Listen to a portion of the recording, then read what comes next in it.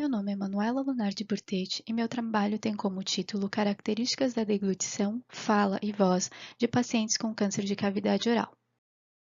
O câncer de cavidade oral abrange tumores localizados nos lábios, língua bucal, assoalho da boca, gengiva, mucosa jugal e palato duro. Segundo o Instituto Nacional de Câncer, a estimativa de novos casos de câncer de cavidade oral para 2018 foi de 11.200 novos casos para homens e 3.500 para mulheres, totalizando 14.700 novos casos.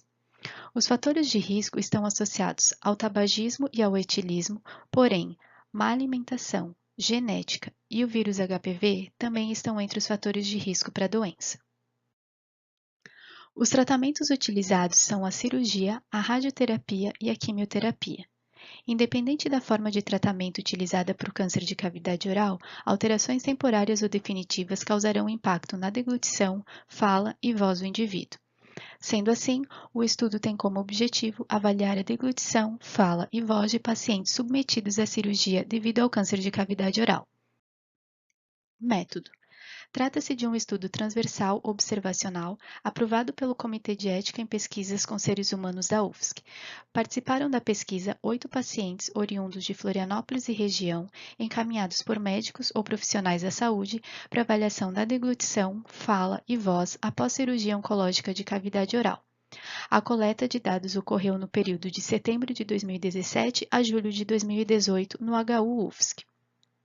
Foram incluídos no estudo pacientes adultos acima de 18 anos e idosos de ambos os sexos, que realizaram cirurgia como tratamento do câncer de cavidade oral há no mínimo 45 dias da cirurgia e quando tratados com químio e radioterapia há 45 dias após a última sessão. Os critérios de exclusão foram pacientes que possuíam doenças neurológicas e pacientes com outras cirurgias de cabeça e pescoço não relacionadas ao câncer de cavidade oral. Coleta de dados. Para a avaliação clínica da deglutição, foi realizada a avaliação por meio do protocolo ACED. Na avaliação funcional, foi utilizado as consistências líquido engole livre no copo, 10 ml de pudim em colher de plástico e porção livre de sólido. Na avaliação da fala, foi realizada por meio do protocolo MBGR, que consistiu em 5 provas: fala automática, nomeação de figuras, coordenação motora da fala espontânea e repetição de palavras. Todas as provas foram gravadas em vídeo com câmera digital apoiada sobre tripé de mesa a 1 metro de distância do paciente, com enquadramento entre os ombros e cabeça, para posterior análise dos aspectos fonéticos. Na avaliação vocal, as amostras de fala foram compostas de uma vogal A sustentada, 5 frases e uma amostra de fala espontânea, de acordo com o protocolo KPV. Os pacientes tiveram suas vozes gravadas por meio de microfone de cabeça diretamente em computador. Resultados: a média de idade dos pacientes foi de 56,87 anos, todos do sexo masculino, sendo que a maioria é ex-tabagista. Quanto à localização do tumor, prevaleceu em bordo de língua. Todos os pacientes apresentaram o carcinoma espinocelular como tipo histológico.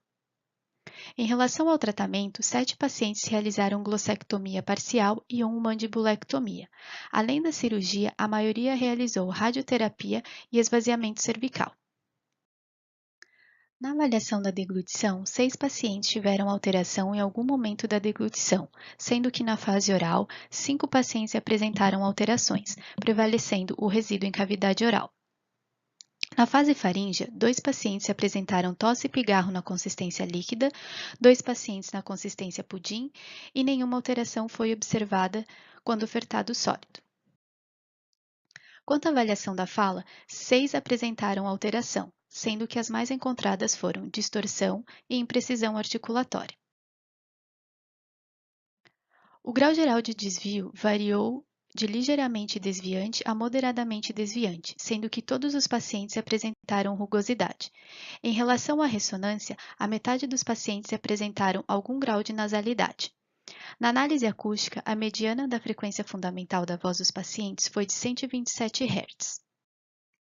Conclusão: a partir dos dados da avaliação clínica da deglutição, foram encontrados tempo de trânsito oral lentificado, incoordenação entre as fases oral e faríngea, resíduo em cavidade oral, tosse e pigarro. Na análise da fala, as alterações mais encontradas foram distorção e imprecisão articulatória. Na avaliação vocal, todos apresentaram qualidade vocal rugosa e a ressonância classificada frequentemente com foco nasal ou laringofaríngeo. Agradeço aos pacientes, à UFSC, à Pró-Reitoria da UFSC e ao Programa PIBIC pelo incentivo à iniciação científica. Obrigada.